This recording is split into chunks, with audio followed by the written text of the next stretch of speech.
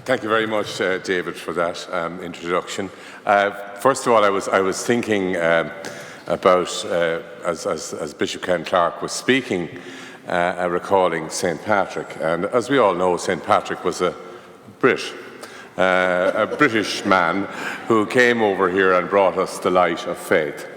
But I think it's interesting to draw the connection between St. Patrick and the subject of this conference, because St. Patrick arrived here in 432, which is just about the time in the 5th century that the Roman Empire was falling apart. And as a result of the military collapse of the Roman unity, so to speak, it wasn't possible any further to import silver into these islands and into the island of Britain in particular. So there wasn't a currency anymore, and people had to revert to barter. And it has been estimated that during the 5th century, because of the political collapse and the currency collapse that occurred during the lifetime of St. Patrick, with which he would have been intimately familiar, we saw probably the biggest decline in living standards in the island of Britain that has ever occurred in the history of the island of Britain.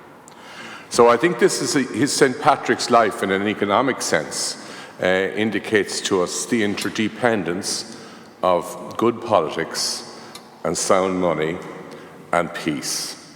These three go together to give us the opportunity to have prosperity. What I'd like to do, if I may, is to talk about what I see as Europe's problems, or what is the nature of the European crisis today, and then to say a few inadequate words about how I feel Christian belief can help us in resolving some of these difficulties.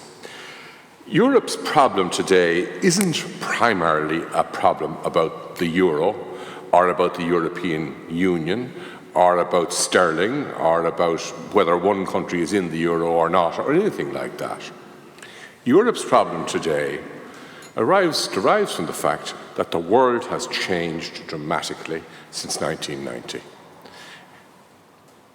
In 1990, we Europeans, along with the North Americans and the Japanese, had the world more or less to ourselves. We were the only people that were trading effectively with one another, and we were the only people that had the technology that enabled us to really have high living standards. We were about 1 billion people of the 6 billion people in the world, and we were doing very well indeed.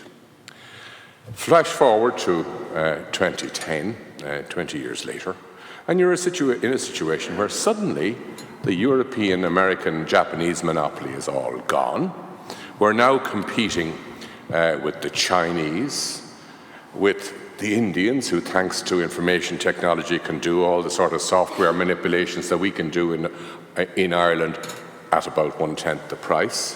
We're competing increasingly with the South Americans, and indeed to a degree we're competing with the Africans. So a world in which we had it to ourselves, so to speak, is no longer there. Instead of competing as 1 billion people, we're competing for a good living with up to 4 billion people of the now 7 billion people in the world. We have another underlying problem, and that is that European birth rates have been falling for quite a long time. As a result, we're not really able to sustain, for the number of people that are about to retire or have already retired or will retire in the next number of years, the sort of promises that we are making in terms of healthcare and pensions that we have become used to and assume we're all going to have. I heard, for example, of calculations done by the European Commission which suggested, and this is about 4 or 5 years ago, that if current policies in terms of pension and health were to continue, the debt to GDP ratio in virtually every country in the European Union, instead of being as it is around 70 to 80% of GDP at the moment, would be 500% of GDP by 2050. So we had to change policies. We had to change policies in order to hold on to a market with which we had to compete much more with a lot more people, and to make our welfare state essentially sustainable. I think we've got also to recognise, in another respect, the unsustainability of what we had come to assume was our birthright. And that is in terms of the rate at which we Europeans consume the world's goods that are not replaceable. It's estimated that your average German, in the course of their daily life, whether it is drinking water, cooking, flushing the toilet, or whatever, they consume 40 times as much water as the average Egyptian.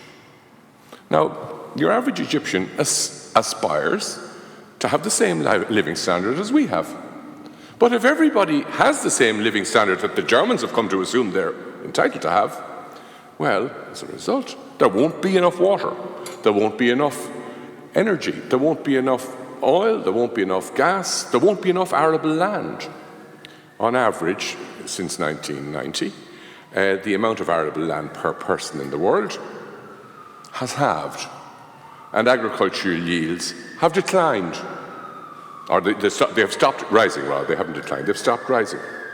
We're reaching limits in terms of our ability to cope with the promises that we've given and to cope with the damage that we're doing for the environment. And as a result of the fiscal problem I mentioned in regard to pensions, it's been estimated that the average child born in Germany today,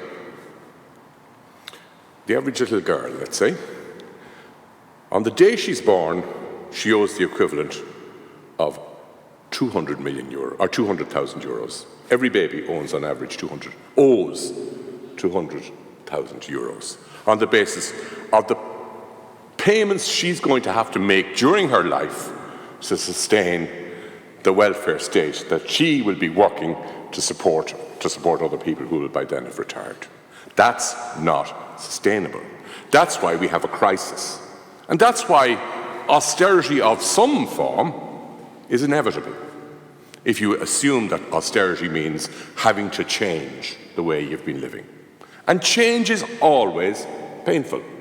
And we're going to have to change. And protesting about it is not going to change the fact that we're going to have change.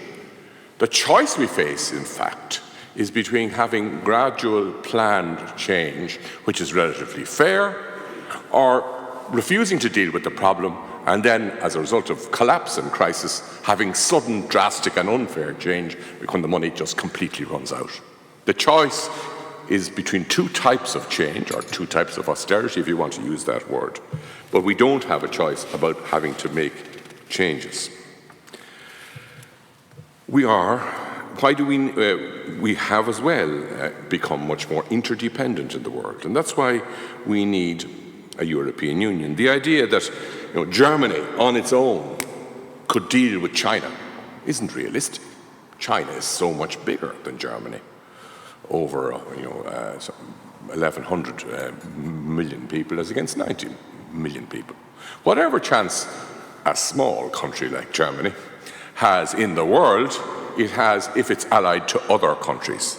And that's why the 500 million of the European Union makes a lot more sense than the 90 million of Ireland or the 60 million of the United Kingdom, or the 60 million of the United Kingdom or the 4 million of Ireland trying to plough their own furrow.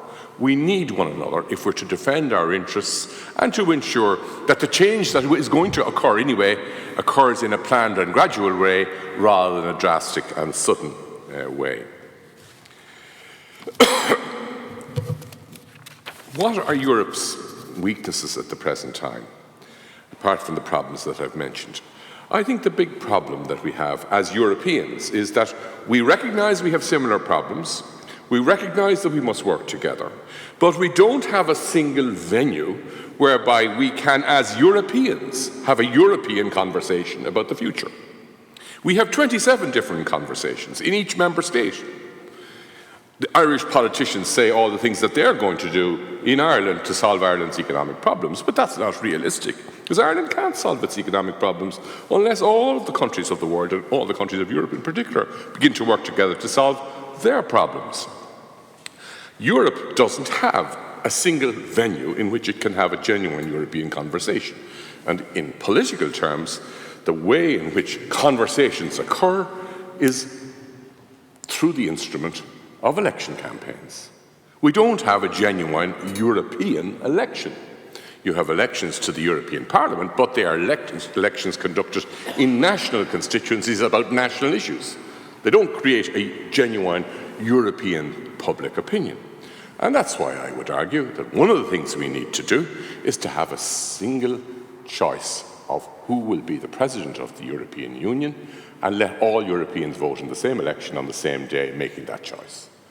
That wouldn't transform Europe overnight, but it would create, first of all, in the election campaign, a venue for a conversation where we'd all be talking about the same choice between 2 or 3 or 4 individuals. And it would also, at the following election, give all Europeans the same sense that they have at national level, that if they don't like the government, well, they can throw them out. So if this president presents himself or herself for re-election, and we don't like what he or she has done or how Europe has gone in the preceding 5 years, well, we would have the means of throwing that person out of office.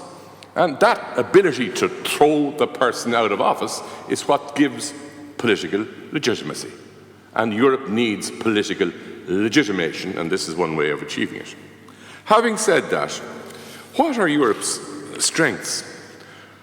Some of these have been mentioned in the addresses that we've heard already.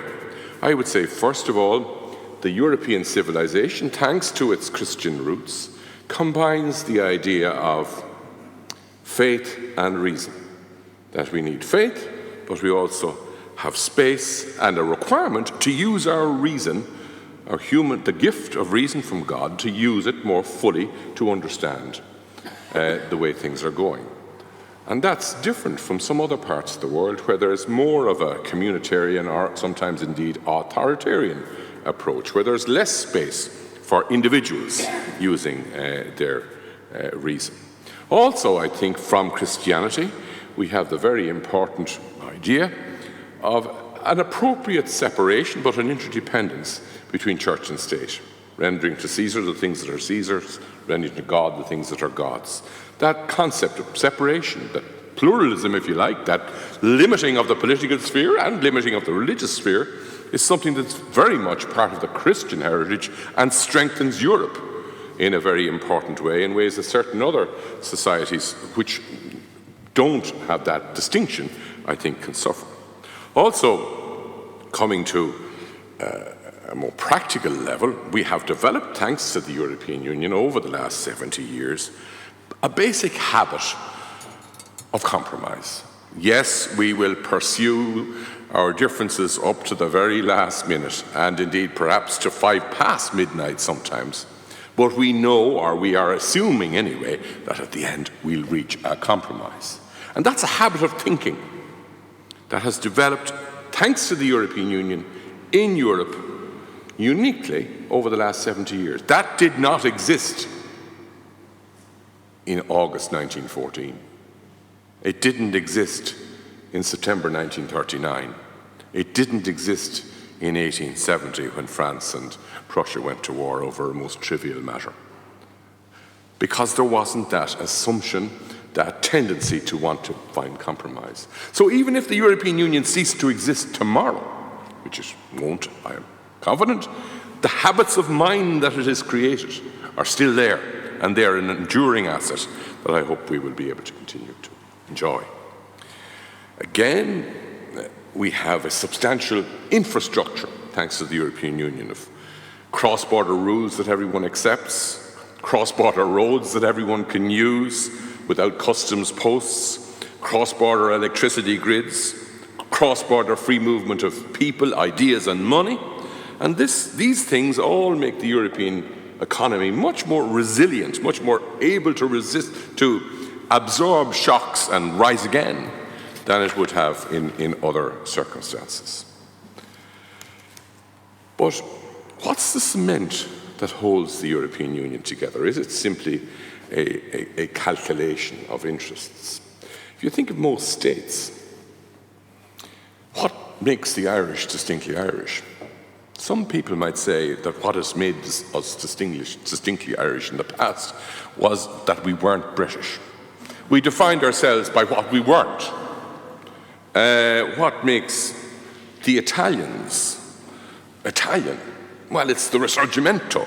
the Risorgimento was a war in which people killed one another. What made the Soviet Union hang together so long? Partly, it was the memory of World War II, in which 65% of all the Allied casualties in the entire World War were Russians. It's against 2% British, 2% American. 65% were Russians. That experience was a cohering force for them. Surely we can do better than fear of our neighbour or the memory of war as reasons for binding us together. And that's where I think Schumann's Christian inspiration comes into it. What is the heritage that Christianity brings to Europe today that helps it to stay together? First, I would say, we have the heritage. I'm not starting at the beginning, I could go back a lot further, but we have from Aristotle, from the Church Fathers, we have what I mentioned, the idea of faith and reason, of separation of church and state, but also interdependence of those, all of that, the great Christian medieval tradition.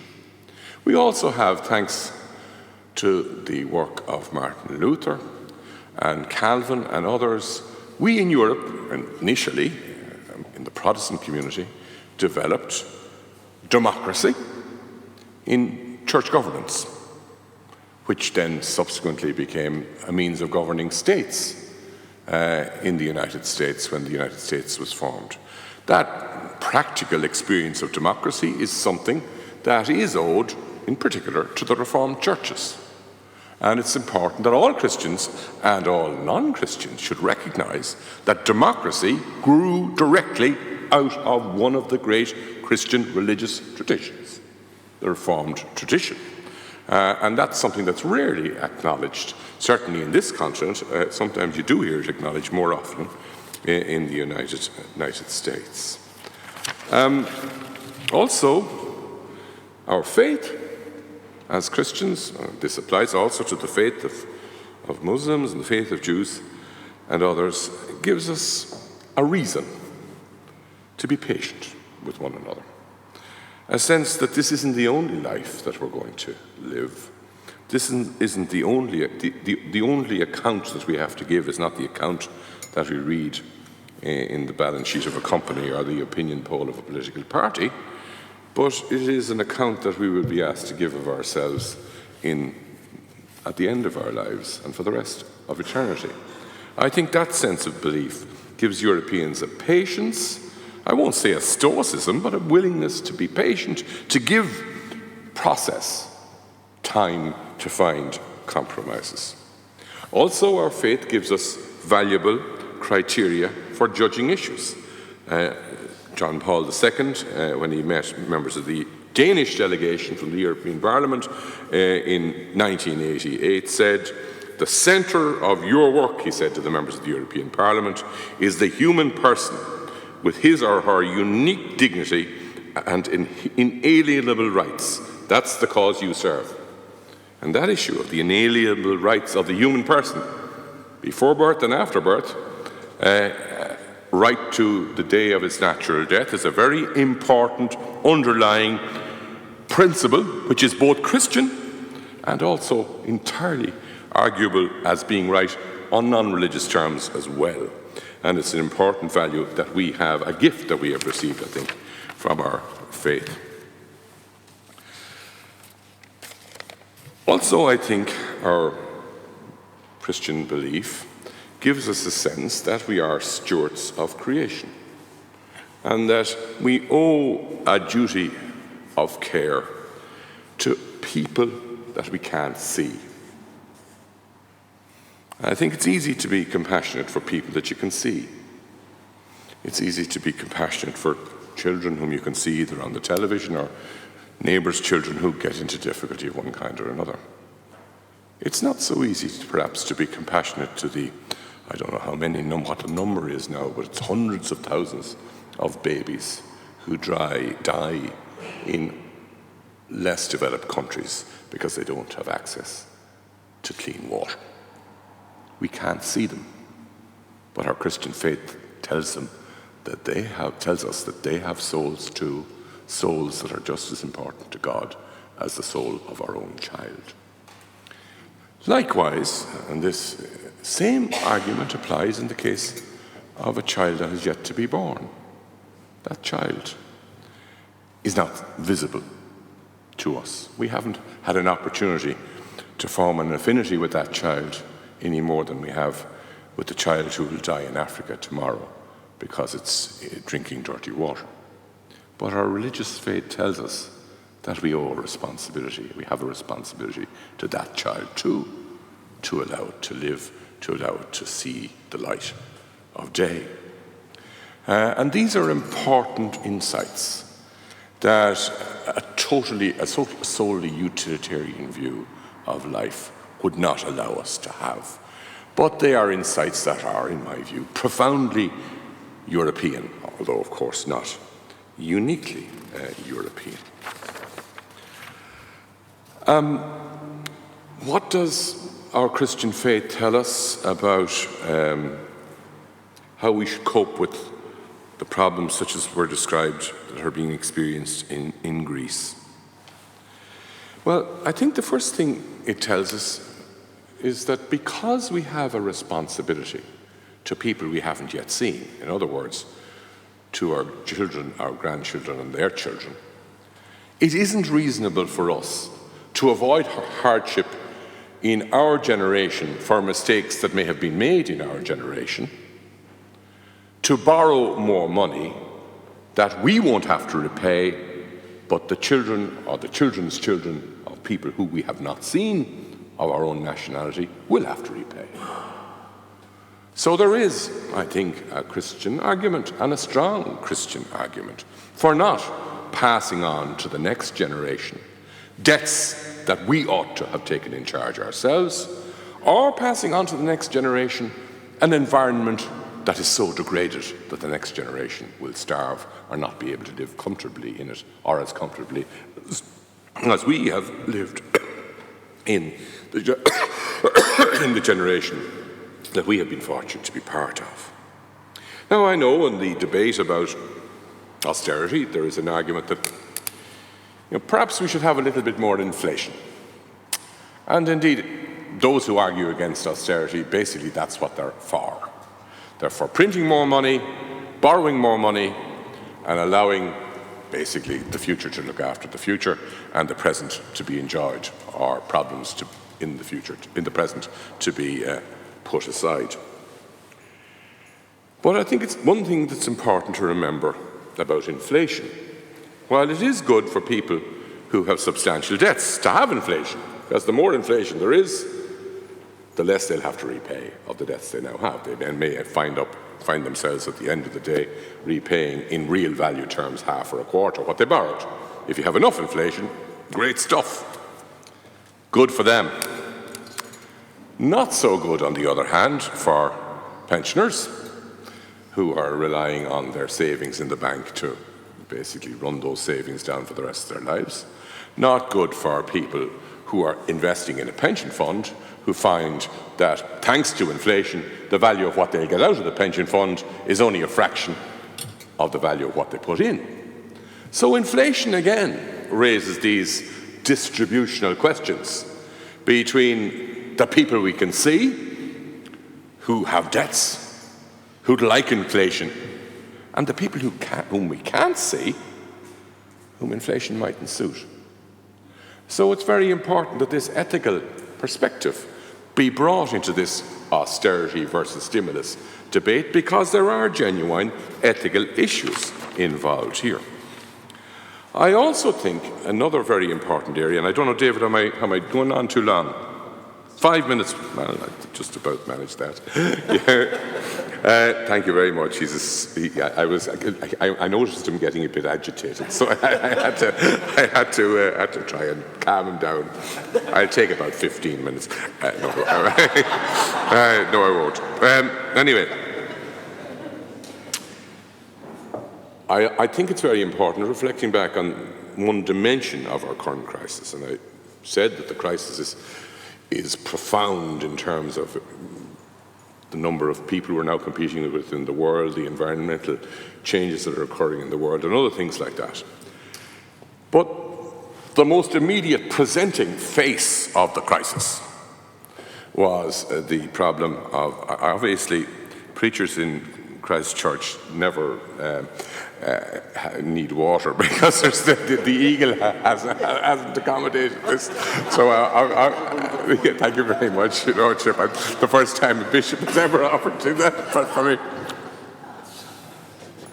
I'll hold up. Oh, thank you very much. There, I think, was illustrated by the crisis in banking, which was, if you like, the presenting face of the current crisis, although not the profound reason for it. An attitude to ethics that was profoundly disturbing. People asked themselves the question, is this good for my career and my bonus? Is this good for my promotion prospects?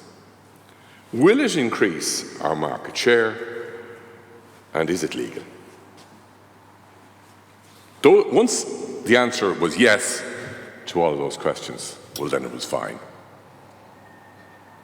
But of course, the question they should have been asking themselves is not just those questions. Is it right? Is it fair to the shareholders of our company, those unseen people whose savings may be being put at risk by my activity in the bank? Is it fair to future generations? Is it fair to the state? Is it fair to the people whom we cannot see, who are not part of the discussion? And I think this weakness of ethics in banking, which is, I think, common in other areas of business as well, reveals, if you like, part of the consequence of the depletion of the social capital that is the Christian heritage of Europe. If people were truly God-fearing in our banks and in our other businesses, this wouldn't have happened. It's because they were not as God-fearing as they ought to have been that it did. And either we've got to persuade them to become God-fearing, or else we've got to make sure that they fear someone else. And I think we've got to ensure, therefore, that we either, if you like, the substitute for God is the central bank coming in to check up on people, or alternatively, measures being introduced in companies themselves, where basically every few months people look back over their decisions and ask themselves, examine their conscience. Ask themselves, well, while that may have been good for my bonus and good for the company in terms of market share, was it ethical? Are we checking all the time that what we're doing is fair to everybody, to our customers, to the invisible people who may be affected by our activities? And I think we've learned, and I think we all learn in our lives, in fact, as Christians, that it's not enough just to have a good moral education and to understand the difference in right and wrong. You have to be examining your conscience every day of the week, and very often the sins you commit will be committed not because you set out deliberately to do something wrong, but because you weren't actively thinking conscientiously at the time because it wasn't a habit. And you had done the wrong thing and only realized a week later that, in fact, God, I shouldn't have done that. That's why I think businesses need to learn from the church and from churches and introduce an examination of conscience as a complement to any other ethical. The last thing I'm going to say, a lot of us who are members of churches actively involved in our church are concerned about falling numbers going to church on Sundays, basically falling numbers being involved. Well,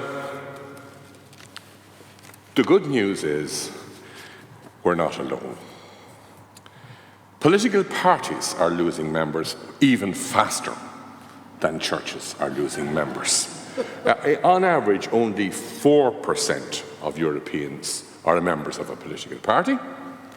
Only 2% of Irish people are members of a political party. For some reason, 8% of Finns are members of a political party. 1% of Poles and 1% of people in the UK. And it's reckoned that in the UK, France and Italy, political parties in the last 25 or 30 years have lost somewhere between 1 and 1.5 million members. Spain, for some reason, is the only country where actually party membership is going up. I say this not because I know the reason for it. It's something I just noticed 2 hours before I came to the meeting, but I thought it's illustrative probably of the fact that the reason that people are less associating themselves with communal activities like being part of a church community is not confined to churches. It's not because of a loss of faith necessarily, but because people are living more individualistic, more personally empowered lives, and they think they can do it all on their own. And it's only when something like 9/11 happens or some other major crisis happens that people remind themselves that yes, we do need one another and we do need faith. So I would say, keep charity, keep the faith, and most certainly don't lose hope. Thank you.